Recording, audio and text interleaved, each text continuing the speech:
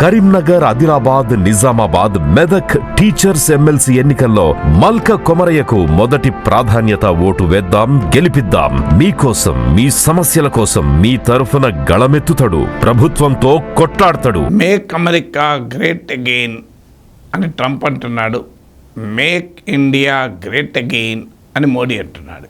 ఈ రెండు లక్ష్యాల మధ్య డైవర్జెన్స్ లేదు, కన్వర్జెన్సే ఉంది. ఈ రెండు కలిసి మెగా అవుతుంది అని మోడీ సెలవిచ్చారు. కానీ నిజంగా కన్వర్జెన్స్ ఉందా, డైవర్జెన్స్ ఉందా? మాగా మీగా ఒకదానికొకటి సపోర్ట్ చేసుకుంటాయా? అసలు మీగాకు మాగా వల్ల ప్రమాదం ఉందా లేదా? ఈ ప్రశ్న మనం వేసుకోవాలి. మేక్ అమెరికా గ్రేట్ అగెయిన్లో భాగంగా ట్రంప్ ఏం చేస్తున్నాడు? అది నిజంగానే మేక్ ఇండియా గ్రేట్ అగెయిన్కు ఉపయోగపడుతుందా? తాజాగా మీరు చూడండి, బ్రిక్స్, ఇది ఇండియాస్ జియో పాలిటిక్స్లో చాలా కీలకమైంది. భారతదేశానికి ఒక అంతర్జాతీయ స్థాయి గుర్తింపునిచ్చినటువంటి వేదిక. 10 దేశాలు ఇందులో భాగస్వాములు. మొదట్లో 5 ఉండే: Brazil, Russia, India, China, South ఆఫ్రికాతో మొదలయ్యాయి. అంటే ఏషియన్ కాంటినెంట్లో జైంట్స్ అయిన ఇండియా, చైనా, యూరోప్ కాంటినెంట్ నుంచి రష్యా, మీకు సౌత్ ఆఫ్రికా, ఆఫ్రికన్ కాంటినెంట్ నుంచి, లాటిన్ అమెరికా నుంచి బ్రెజిల్. ఇలా ప్రపంచంలో అమెరికాకు ఒక రకంగా సమతుల్యత, బ్యాలెన్స్ చేసేటువంటి పవర్స్ యొక్క కూటమి బ్రిక్స్. అందుకే బ్రిక్స్కి అంత ప్రాధాన్యత వచ్చింది. G7, G20తో పోల్చినా కూడా బ్రిక్స్కి ఒక విశిష్ట స్థానం వచ్చింది. అలాంటి బ్రిక్స్ నిజంగా మేక్ ఇండియా గ్రేట్కు ఉపయోగపడే సంస్థ. It has really made India great also. Bricks bank ఏర్పాటు చేసుకున్నాం. బ్రిక్స్ దేశాలు తమ దేశీయ కరెన్సీలో ట్రేడ్ చేసుకోవాలని చర్చించుకున్నాయి. రష్యా లాంటి దేశం అయితే బ్రిక్స్ కరెన్సీ వరకు కూడా ఊహించింది. ఈ 5 దేశాలతో మొదలయ్యాక ఇతర దేశాలకు కూడా చేరాయి. ఈజిప్ట్, ఇథియోపియా, ఇండోనేషియా, ఇరాన్, ఇలాంటి దేశాలకు కూడా, యునైటెడ్ అరబ్ ఎమిరేట్స్ లాంటి దేశాలకు చేరాయి. అందువల్ల ఎకానమీ రీత్యా చూసినా, geopolitics and geoeconomics రీత్యా చూసినా ఒక బలమైన కూటమి బ్రిక్స్. అందువల్ల బ్రిక్స్ బలపడితే అది మేక్ ఇండియా గ్రేట్ అగైన్కు ఉపయోగపడుతుంది. మన చిన్నప్పుడు పల్లెటూరులో దొరికిన పాలు ఇప్పుడు సిటీలో దొరకటం లేదు. మా ఇంట్లో దీని గురించి మాట్లాడుకుంటున్నప్పుడు కంట్రీ డిలైట్ గురించి తెలిసి, ఉన్నత ప్రమాణాలు ఉన్న ల్యాబ్స్ లో టెస్ట్ చేయించి రోజు రిపోర్ట్స్ ని యాప్ లో అప్డేట్ చేస్తారు. వాళ్ళ విధానాలు చూసి సంతృప్తి చెంది ఇలా రికమెండ్ చేస్తున్నాను.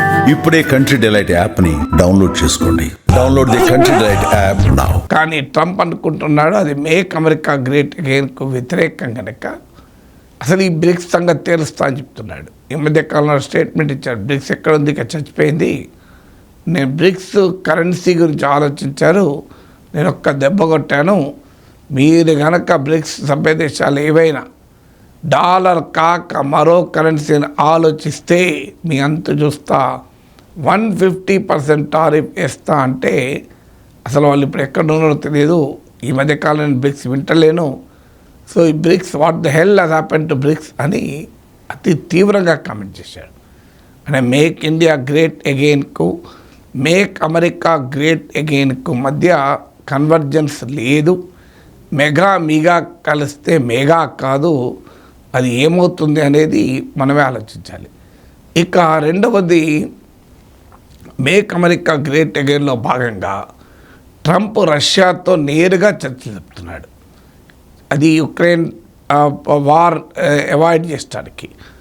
యూరోప్ను కూడా ఇన్వాల్వ్ చేయడం లేదు, యుక్రెయిన్ని ఇన్వాల్వ్ చేయడం లేదు. చివరకు ఇండియా ఆశపడింది ఏంటంటే యుక్రెయిన్ రష్యా సమస్య పరిష్కారంలో భారతదేశం ఒక కీలక పాత్ర పోషిస్తుందని భావించాం. ట్రంప్ అధికారంలోకి వచ్చాక మీరు గమనించండి, India was the only player to solve the problem. Trump అధికారంలోకి వచ్చేంత వరకు, ఎందుకంటే బైడెన్ రష్యా వ్యతిరేకి, యుక్రెయిన్కు పూర్తిగా మద్దతు ఇస్తున్నారు కనుక బైడెన్ మధ్యవర్తిగా ఉండలేదు.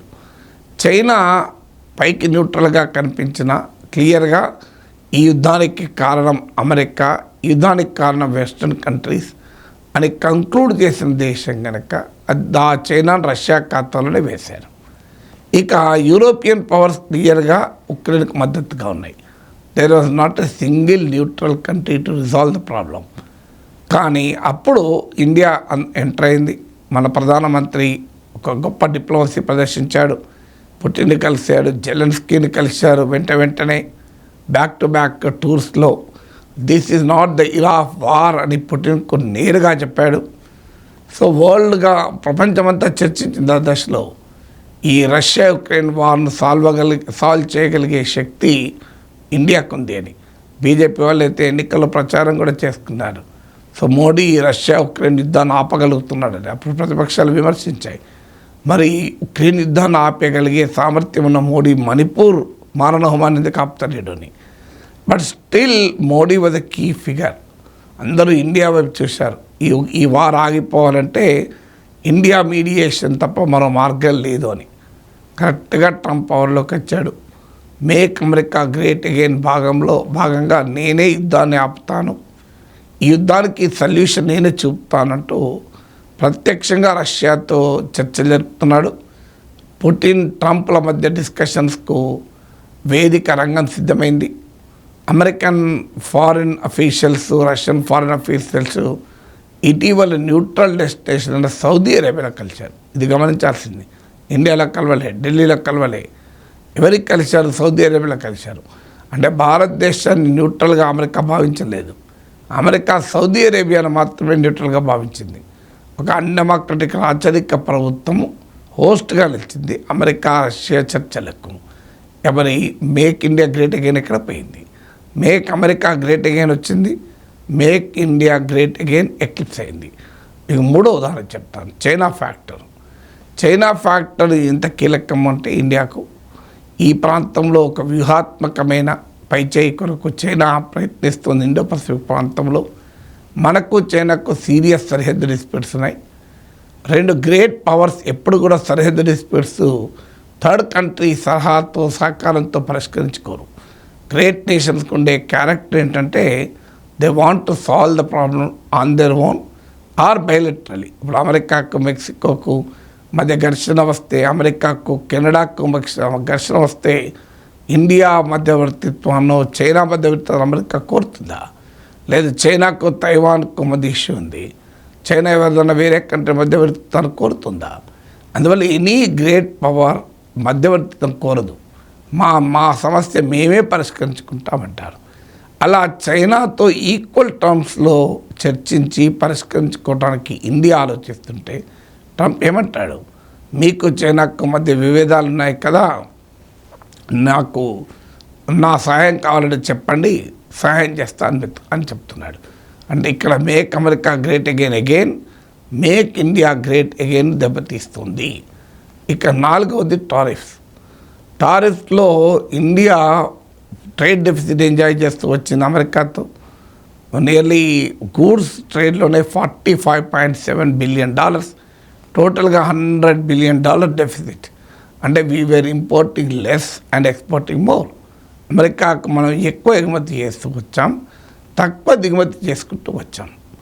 ఆ రకంగా ట్రేడ్లో మనది పై చేయింటూ వాణిజ్య లోటు మనకు అనుకూలంగా ఉంది. చిన్నగానే ఉండొచ్చు, మనకన్నా చైనాది చాలా ఎక్కువ ఉండొచ్చు, కానీ still trade was favourable to India. అందువల్ల ఇది మేక్ ఇండియా గ్రేట్ అగైన్ దోహదం చేసింది. కానీ ట్రంప్ చేయమంటున్నాడు, దీన్ని అంగీకరించే ప్రసక్తి లేదు. India is a big tariff king, ఇది టారిఫ్ ఛార్జర్, భారీ ఎత్తున టారిఫ్ విధిస్తాను, తగ్గించకపోతే అంటే వెంటనే మాగా దెబ్బకు బడ్జెట్లో హార్లీ డేవిడ్సన్ మోటార్ సైకిల్స్ పైన, టెస్లా లాంటి కార్ల పైన పనులు తగ్గించేశాం. అయినా ట్రంప్ వింటలేడు. సో నేను మోడీకే చెప్పాను, మొహం మీద చెప్పాను, మోడీ నాతో ఎవరు వాదనలో గెలవలేరు, సో అందువల్ల మీరు ఎంత సుంకాలు విధిస్తే నేను అంతే సుంకాలు విధిస్తానని చెప్పేశాను అంటూ మడ వాయిస్తున్నాడు. అంతకుముందు జనరలైజ్ సిస్టమ్ ఆఫ్ ప్రిఫరెన్సెస్ అని 1970s వచ్చిన అమెరికన్ ట్రేడ్ యాక్ట్లో భాగంగా ఇండియాకు ప్రత్యేక కన్సెషన్స్ ఉండేవి. ఇప్పుడు ఆ కన్సెషన్స్ కాదు, జనరలైజ్ సిస్టమ్ ఆఫ్ ప్రిఫరెన్సెస్ నుంచే ఇండియాకు అసలు ఆ సిస్టమే రద్దు చేశారు. దాంతో ఇండియా నష్టపోయింది. ఇవాళ ఇండియా నుంచి ఫారిన్ ఇన్వెస్ట్మెంట్ తిరిగి అమెరికాకి వెళ్ళిపోతుంది. ఒక 2025లోనే $10 బిలియన్ $1,000 కోట్ల వెళ్ళిపోయాయి. దాంతో మన స్టాక్ మార్కెట్ పతనం అవుతుంది. ట్రంప్నామిక్స్ వల్ల మన రూపాయి రికార్డు స్థాయికి పడిపోయింది. అలా ట్రంప్ దెబ్బకు స్టాక్ మార్కెట్లు పతనం అయ్యాయి, రూపాయి దెబ్బతిన్నది, ట్రేడ్ దెబ్బతింటోంది. అంటే మేక్ అమెరికా గ్రేట్ అగైన్ కోసం ట్రంప్ తీసుకునే ప్రతి చర్య it is not make India great again, it is undermining the effort to make India great again. అందువల్ల ఎక్కడ మీకు కన్వర్జెన్స్ లేదు. 5వది ఇల్లీగల్ ఇమిగ్రెంట్స్ ఉన్నారు, 1,10,00,000 మంది. వీళ్ళని తొలగిస్తామని ట్రంప్ చెప్పినప్పుడు అందులో 7,25,000 మంది భారతీయులే ఉన్నారు. అందులో 20,000 మంది గుర్తించాం, 18,000 మంది పంపుతాం. అంటే మనం ఎక్కడా అభ్యంతరం చెప్పలేదు. మనం ఒక్కటే మాట చెప్పినాం, వాళ్ళు మా దేశ పౌరులైతే మేము తీసుకోవడానికి సిద్ధమే అని చెప్పాం. There is absolutely no resistance. India was clear right from the beginning. మేము మన మొదటి డే 1 నుంచి స్పష్టంగా ఉన్నాం. భారత పౌరులు చట్టవిరుద్ధంగా అమెరికాలో వెళ్ళడం భారతదేశం అంగీకరించదు. మా వాళ్ళని మేము తీసుకుంటాం, మా వాళ్ళు అయితే అని. ఎక్కడ కొలంబియా లాగానో మరో దేశాలను అభ్యంతరం చెప్పలే. కానీ మనం ఇంత సహకరిస్తామని ముందుకు వచ్చినా, మన అభ్యంతరం చెప్పకపోయినా, ఇండియా లాంటి ఒక గ్రేట్ కంట్రీ చెందిన సిటిజన్స్ వాళ్ళు తప్పే చేయవచ్చు, అమెరికాలో ఇల్లీగల్గా ప్రవర్తించవచ్చు, కానీ వాళ్ళు ఏమో అక్కడ నేరాలు చేయలే. ఇల్లీగల్గా ప్రవర్తించడం వేరు, నేరాలు చేయడం వేరు. అందుకే అమెరికన్ చట్టాల ప్రకారం illegal migration is only A civil crime, not even a criminal crime. కానీ ఏం జరిగింది, ఆ భారతీయుల్ని కూడా ఆ చిన్న కంట్రీ గాటమాలా, కొలంబియా, ఆ దేశం వాళ్ళని ఎలాగైతే బేడీలు కట్టి చైన్లు కట్టి పంపించారో అలాగే భారతీయులు కూడా పంపించారు. ఎక్కడా భారతదేశం పట్ల ట్రంప్ గౌరవం చూపలే. మనమేమో ట్రంప్ కోసం ట్రంప్ అడగక ముందే ట్యాక్సెస్ తగ్గించుకుంటున్నాం, ట్రంప్కి అనుకూలంగా మన విధానాలు మార్చుకుంటున్నాం. ట్రంప్ అయితే బ్యాటింగ్ చేస్తున్నాడు తప్ప ఎక్కడ ఈజ్ నాట్ ఈల్డింగ్. ఇప్పుడు చెప్పండి, మీకు మేక్ అమెరికా గ్రేట్ అగైన్లో భాగంగా ట్రంప్ తీసుకునే ఏ చర్య అయినా will it make India great again?